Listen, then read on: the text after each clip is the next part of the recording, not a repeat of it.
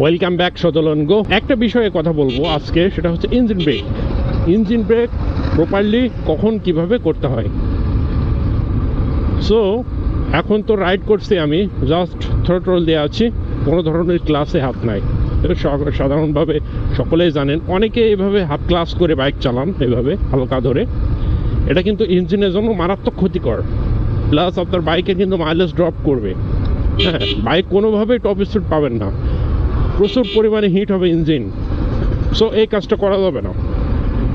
আর মাসখানেক পর পরই কিন্তু ক্লাস প্লেট চেঞ্জ করা লাগবে। কোনোভাবেই হাফ ক্লাস করে বাইক রাইড করা যাবে না,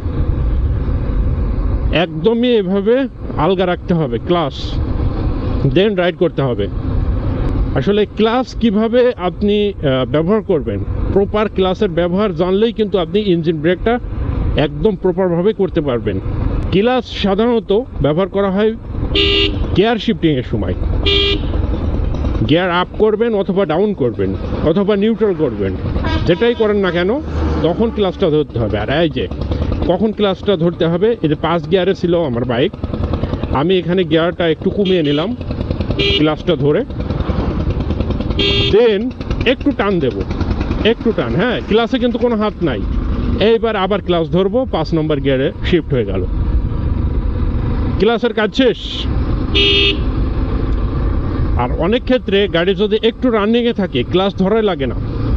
আপনার বাইক যদি 5 নম্বর গিয়ারে থাকে, আর যদি 6টা গিয়ার থাকে আপনার বাইকে, তাহলে 6 নম্বর গিয়ারে যদি থাকে তাহলে কিন্তু খুব সহজেই স্লো করে আবার সেখান থেকে টান দিতে পারবেন। সেটাও আমি দেখাচ্ছি সামনে কোনো এক জায়গায়, এরকম পরিস্থিতি হলেই কিন্তু দেখাচ্ছি। একদমই ক্লাস বাদে এখন কিন্তু বাইক রাইড করছে।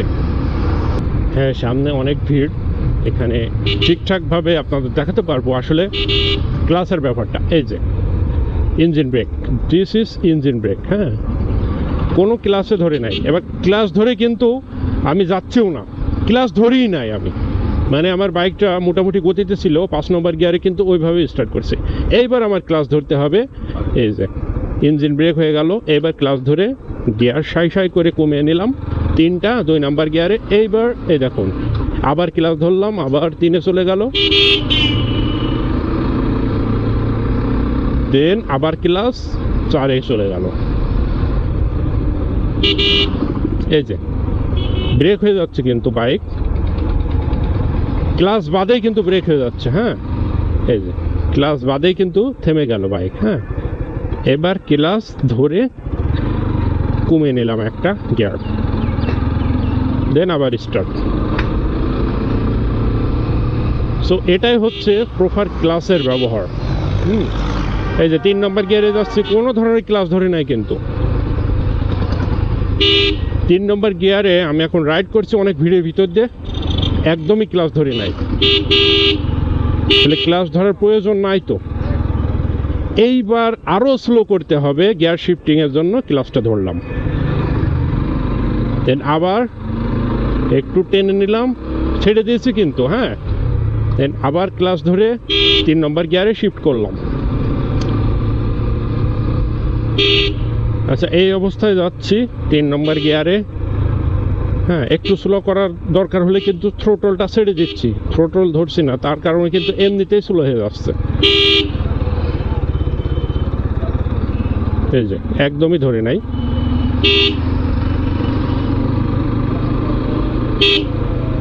জাস্ট হর্ন দেওয়ার জন্য কিন্তু এই হ্যান্ডেল আমার হাত দেওয়া লাগছে।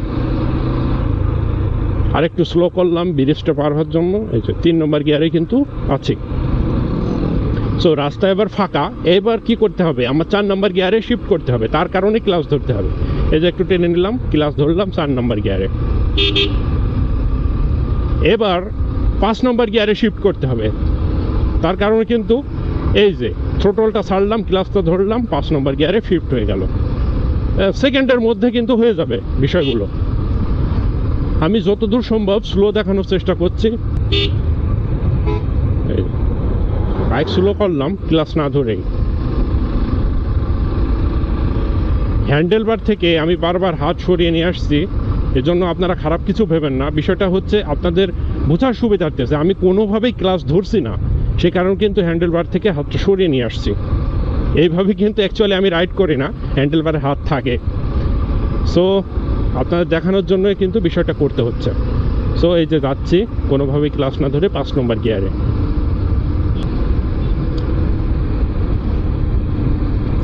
এবার আমি ইঞ্জিন ব্রেক করব, দেখুন কিভাবে করি। এই যে মানে থ্রোটল ছেড়ে দিচ্ছি কিন্তু বাইক অটোমেটিক স্লো হয়ে যাচ্ছে। হ্যাঁ, ক্লাস ধরবো না, ব্রেকও করা লাগবে না, সিচুয়েশন অনুযায়ী ব্রেক করতে হবে।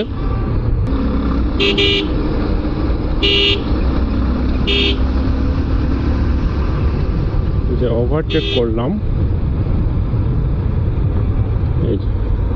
কোনো ধরনের ক্লাস ব্যবহার করিনি। আবার এখান থেকে স্টার্ট, ক্লাস না ধরেই কিন্তু আবার স্টার্ট থ্রোটল দিয়ে। গিয়ার শিফটিংও করি না ওই জায়গায়, কারণ যথেষ্ট পরিমাণ স্পিড ছিল বাইকের। শুধুমাত্র গিয়ার শিফট করার জন্য ক্লাস ধরতে হবে এবং গিয়ার শিফট শেষ ক্লাস ছেড়ে দিতে হবে।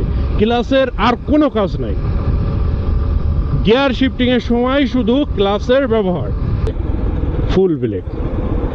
এইবার আমার ক্লাস ধরতে হবে, বেশি স্লো হয়ে গিয়েছে তার কারণে কিন্তু 4 নম্বর গিয়ারে আসতে হলো, গিয়ার ডাউন করতে হলো, তখন ক্লাসটা ধরতে হলো। এবার বাইকটা একটু রানিং করে নিলাম, নেওয়ার পরে আবার ক্লাস ধরে আবার 5 নম্বর গিয়ারে শিফট, দেন আবার গো। থ্রোটল ছেড়ে দিলে কিন্তু বাইকের গতি এমনিতেই অর্ধেক হয়ে যায়, আর এটাই হচ্ছে ইঞ্জিন ব্রেক। এমনিতে বাইকের গতি অর্ধেকে নেমে চলে আসবে। আর সেই সঙ্গে যদি পায়ের এবং হাতের ব্রেক আসলে রেশিও অনুযায়ী একটু চাপেন, তাহলে কিন্তু খুব সহজে বাইক কন্ট্রোল করা পসিবল হবে যে কোনো পরিস্থিতিতে।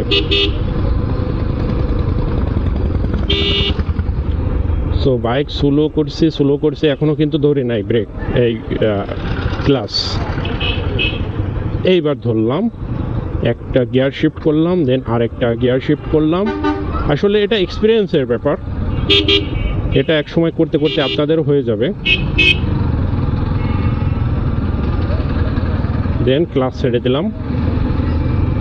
বাইকটা একটু রানিং করে নিতে হবে, নাইলে চেনে ধাপ করে বাড়ি লাগবে। একটু রানিং করে নিয়ে ক্লাসটা ছেড়ে দেবেন।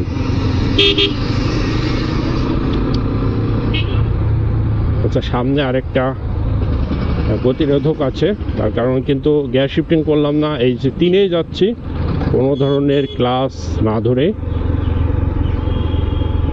এবার আরও স্লো করলাম করে এইবার ক্লাস ধরবো, 2-এ শিফট করলাম, এবার আবার দেন স্টার্ট।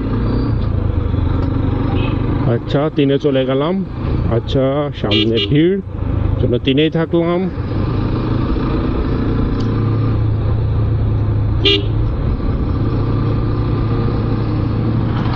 দেন আমার বাইক কিন্তু বলে দিচ্ছে যে 4 নম্বর গিয়ারে শিফট করতে হবে। সো ক্লাস এই ধরলাম, এই 4 হয়ে গেল, শেষ। এবার কিন্তু বাইক বলে দিচ্ছে 5-এ শিফট করতে হবে। হ্যাঁ, সো এই ধরলাম, এই 5, শেষ, ক্লাসের কাজ শেষ আপাতত। সো আজকের ব্লগে একটু ইনফরমেশন, একটু টিপস দেওয়ার চেষ্টা করলাম। আসলে আমি যতটুকু জানি আপনাদের মাঝে ততটুকুই শেয়ার করব ইনশাআল্লাহ।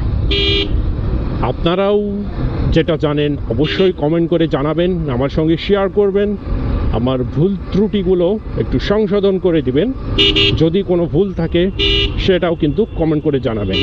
কারণ আমরা একটা পরিবারের মতো, ইউটিউব কমিউনিটি একটা পরিবারের মতো।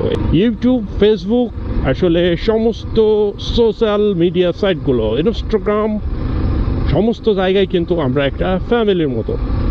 সো এই ফ্যামিলির মেম্বাররা একে অপরের সঙ্গে কমিউনিকেট করবে, তাদের ভুলগুলো সংশোধন করে দেবে, তাদের সঙ্গে আলোচনা করবে, তাদের কাছ থেকে কিছু শিখবে। এটাই তো। সাবস্ক্রাইব দিয়ে আমার পাশে থাকবেন। সজল অন গো। সবাই ভালো থাকবেন, সুস্থ থাকবেন। আল্লাহ হাফেজ।